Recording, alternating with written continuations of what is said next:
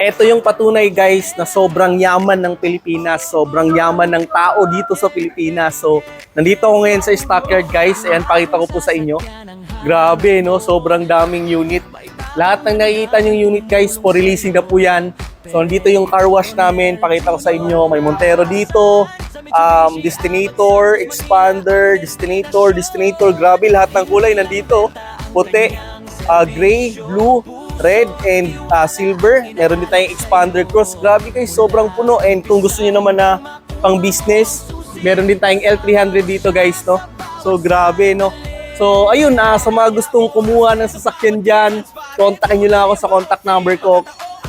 Quick video lang to guys, no? Pinakita ko lang sa inyo guys kung gaano karaming kumukuha ng sasakyan kasi hindi na po siya once ngayon, needs na po siya or necessity na po siya ngayon. Kontakin nyo na ako, release na po natin yung kotse or sasakyan na gusto mo.